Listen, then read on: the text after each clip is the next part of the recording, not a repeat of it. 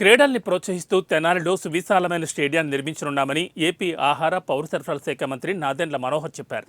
1.76 ఎకరాల మున్సిపల్ భూమిని సేకరించి 3 కోట్ల అంచనాతో ఇంటిగ్రేటెడ్ స్పోర్ట్స్ కాంప్లెక్స్ నిర్మాణం చేపడతామని వెల్లడించారు. అందులోనే వాలీబాల్, బాస్కెట్బాల్ కోర్టులతో పాటు స్విమ్మింగ్ పూల్ కూడా ఏర్పాటు చేస్తున్నామని చెప్పారు. పట్టణ అభివృద్ధి కోసం మంచి ప్రణాళిక సిద్ధం చేయబోతున్నామని తెలిపారు.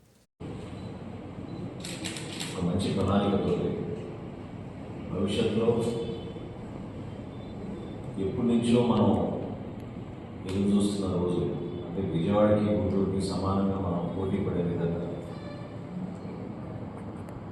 చక్కటి పరిసర ప్రాంతాలు, విద్యా అవకాశాలు, వైద్య సదుపాయాలు ఏ పట్టణానికి లేని విధంగా రక్షిత మంచినీటి పథకం, ప్రస్తుతం ఉన్న మన కళాకారుల సంస్కృతి, ఈ ప్రాంతంలో ఉన్న గుర్తింపు, ఇవన్నీ మనం కనుక్కుంటే ఒక అద్భుతమైన నగరంగా మన తెనాలిని మార్చవచ్చు అనేది అందరం కూడా ఎప్పటి నుంచో మాట్లాడుకుంటూనే ఉన్నాం, చెప్పుకుంటూనే ఉన్నాం.